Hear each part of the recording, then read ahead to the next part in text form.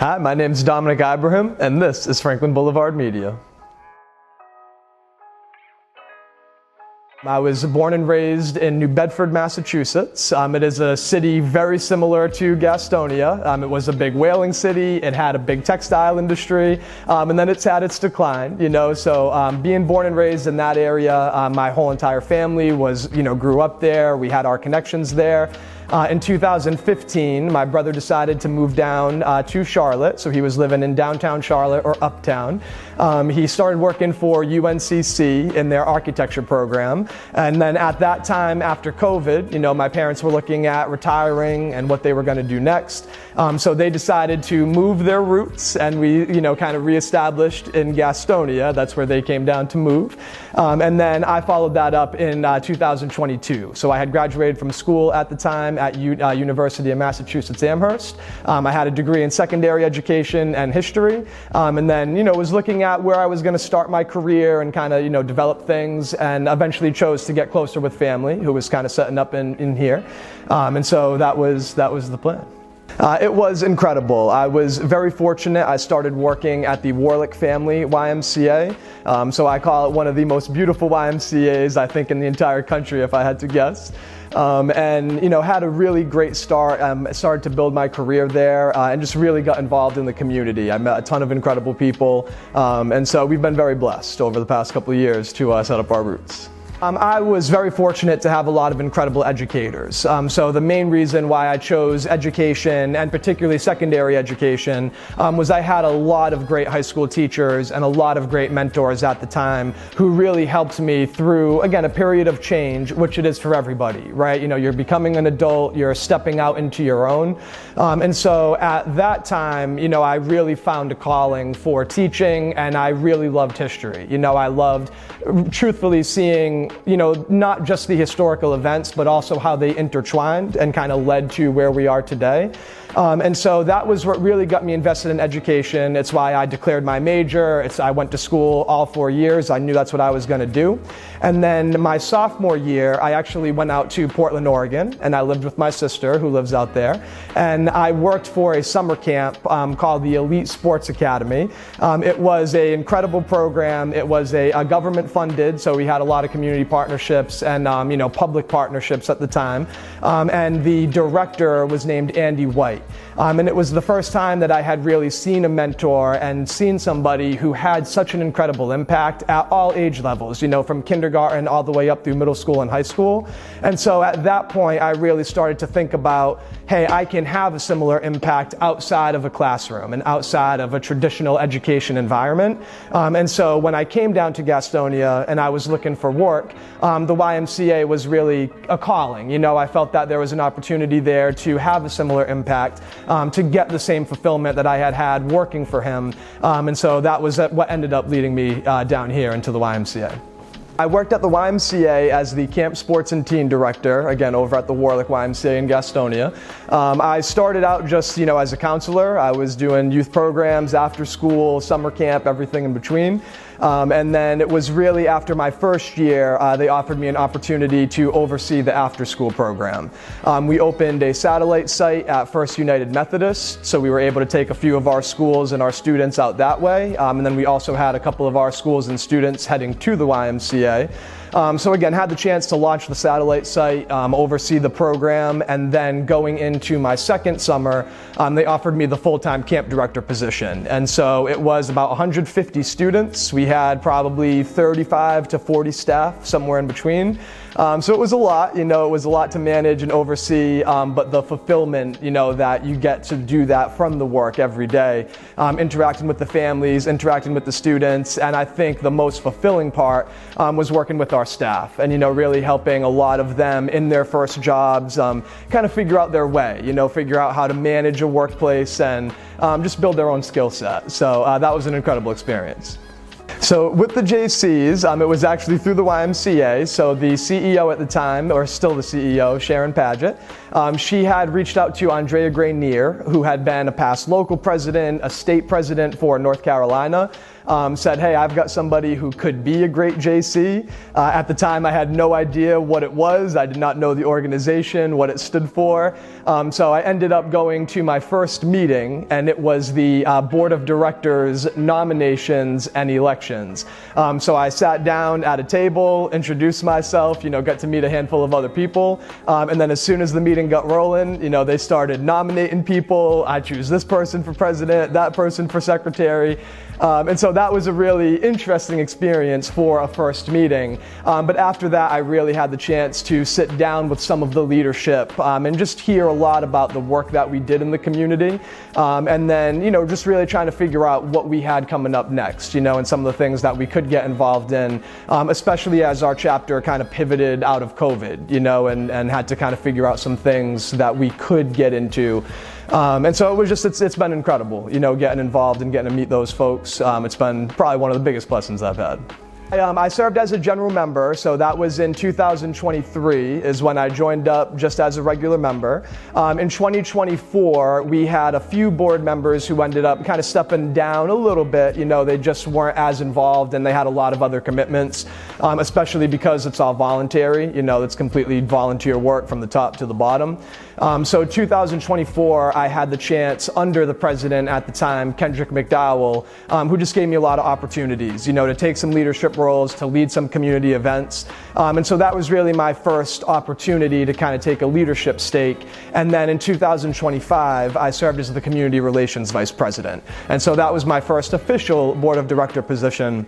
But again, it was a great opportunity really at that point to get out in the community and just really meet a lot of incredible folks. Built some great partnerships with the Gaston Business Association, the GBA, same with the Rotary clubs and a lot of those civic servants in that space.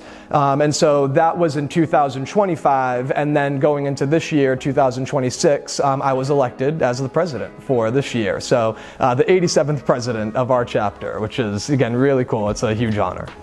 So the Jaycees also stands for the Junior Chamber of Commerce. And so at the time in the late or early 1900s, it was around the 1930s, there were a lot of young people who felt that they could contribute to the growth and development of their local communities. They just felt that there was a barrier that existed within the traditional Chamber of Commerce or business associations, because again, you have a lot of leaders who've been in the communities and taking a stake for decades, right?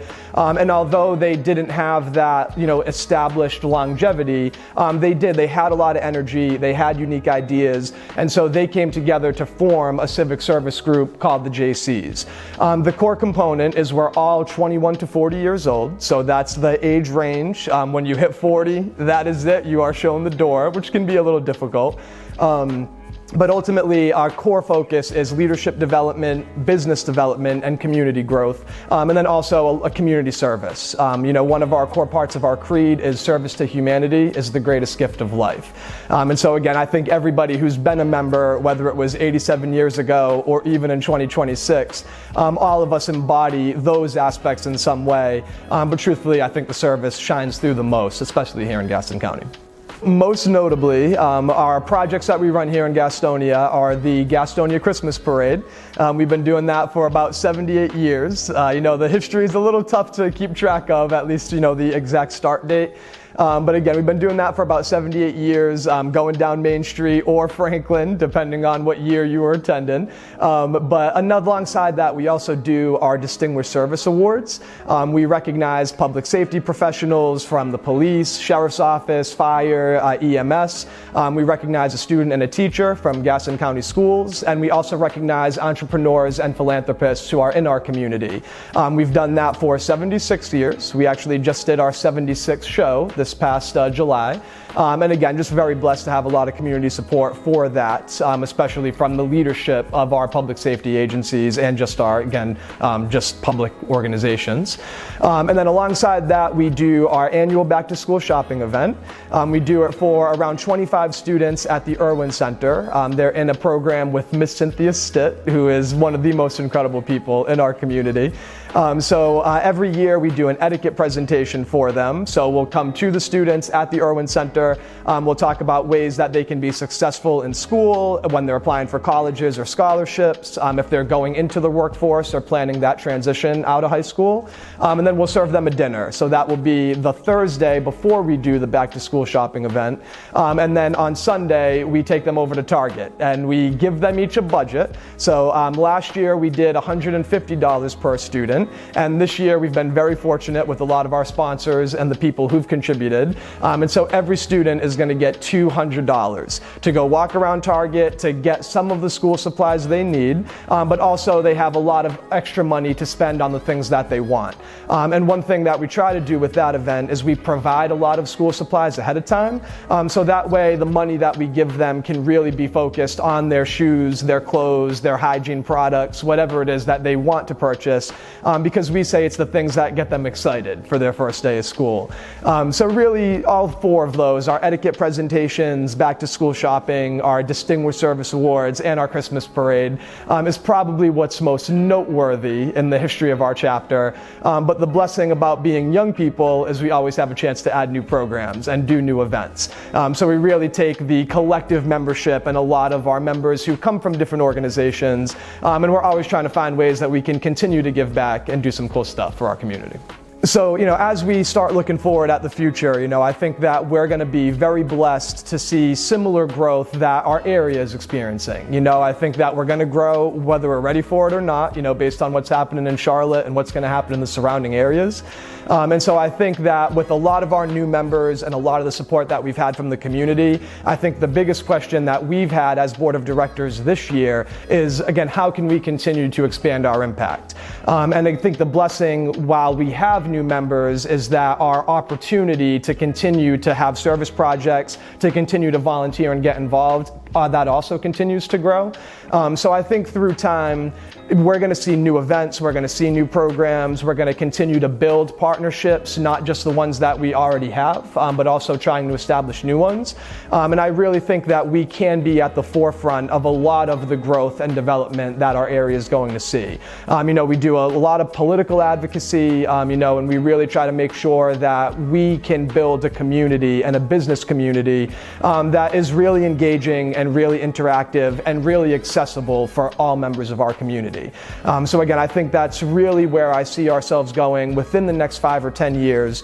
And I think it's a big blessing, because with the turnover that we have to show members our door at 40, right? So being able to get new people in, being able to get new energy, it just creates a lot of opportunities and excitement. So I think we're very blessed to see an incredible future ahead. So again, the biggest blessing that I've had as somebody who's in that experience, right? You're a new young professional, you're coming to a new place, right, where you don't have a lot of established connections. I'd say the immediate benefit is your social network, right? You're immediately going to meet a lot of people who probably have similar values to you if you care about community service and giving back to your community while also developing your own skill set. You're going to meet a lot of similar young professionals. I think one of our members described it that we're wired a little bit differently, right? Again, we really care about the work that we do. We take a lot of pride in the history that we get to maintain. But ultimately, I think that's the biggest benefit, is you'll meet a very similar group of people that you can immediately connect with. And again, we're going out, we're getting food, we're having drinks, and then we're doing a lot of service projects that are really fulfilling. So any of those components can really meet you as a new young professional when you're coming to the area. And then alongside that, it really really gives you a chance to establish yourself in our community. Again, a lot of our business partnerships, a lot of the historical impact that we've had, it connects with everybody who's been here for a long time. So our business leaders, our, again, public service professionals, all of them recognize the work that we've done. And so to become a member and to expand that impact and to continue to help us grow that, it gives you an opportunity to really network, to get involved and get connected. You know, whether you're looking for friends, looking for a professional network, or just looking for an opportunity to give back. I think we can meet all of those. So if you're interested in being in the Jaycees, we try to make the process as easy as it can be to get connected and join. We do have a Facebook page, so we're the Gaston County Jaycees on Facebook. We're very active. We post a lot about the work that we do, our service projects, but also any meetings or like our mid-year party, our end-of-year parties, some things that, again, are a bit more engaging and social, right? So ultimately, if you follow our Facebook, you know, you will be able to find a lot of ways to connect with us. But alongside that, you'll see my phone number and our email out. We have our membership vice president who you can contact actually on the Gaston Business Association.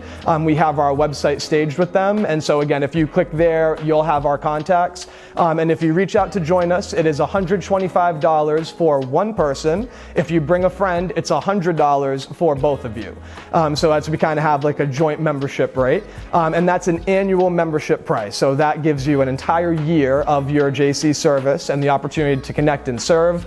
We have a lot of events and opportunities that we offer our members. Again, a lot of that through our partnerships. And so again, if you're trying to get connected, those would be the two best ways. Our Facebook, our website, and then our email, which is gastoncojaycees@gmail.com. Again, I think that we are very blessed, and I want to repeat that over and over again. I've been personally blessed to have had the experiences that I've had within the Jaycees. You know, it's given me an opportunity to grow my network, to expand our service, and to, again, continue to grow something that has had a historic impact. And so alongside that, it's given me so many friends, so many incredible people. So again, I think that I'm personally very blessed, and that's what I tell everybody. You know, that there's an opportunity that you have to get involved, to get connected, and again, be in a place where you have a lot of growth and you can watch our community grow at the same time.